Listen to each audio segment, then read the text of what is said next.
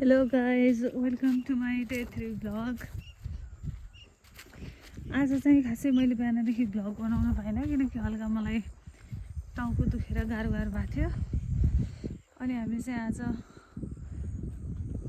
आलु खन्नको लागि आएका छौँ। यो चाहिँ मेरो दिदी र मम्मी भएर आलु खन्दै हुनुहुन्छ।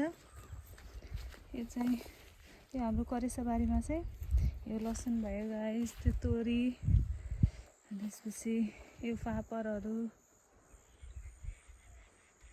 अनि हाम्रो घरमा चाहिँ अहिलेको पालि चाहिँ टमाटर राम्रोसँगै फलेको छ।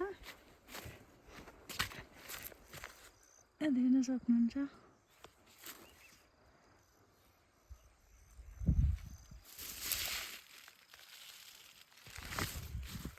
यो चाहिँ मटर भयो।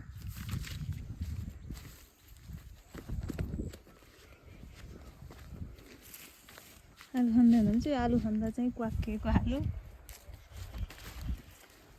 यो चाहिँ हाम्रो तारा खोलाको आलु हो खासमा।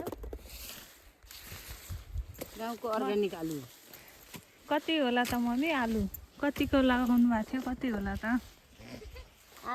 आलु त हुन्छन् सबै आलु खन्दाखेरि 7-8 मुरी। कति लगाउनु भएको थियो होला? आलु 5-6 पाती लगाएको। 5-6 पातीको 7-8 मुरी हुन्छ भनेपछि। यो चाहिँ तारा खोलाको आलु लगाउनु भयो हो।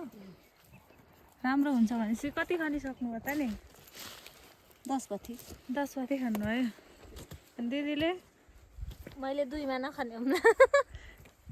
तपाईँले काम गर्दा धेरै ठग्नुहुँदो रहेछ। त्यति सानो बाउसोले खन्छन् र? सानो कुराको नि धेरै काम हुन्छ भन्ने तपाईँले बुझ्न एकदम अति आवश्यक छ। यो चाहिँ हाम्रो गाउँ हो। यहाँ चाहिँ अहिले चाहिँ पुरै रुखहरू काटेर यस्तो पुरै छ्याङ्ग भएको छ नि। मम्मी दिदी म भएर मिलेर आलु खन्यौँ। अनि त्यसै गरी आजको मेरो डे 3 भ्लग सकिन्छ यहीँ। By by guys.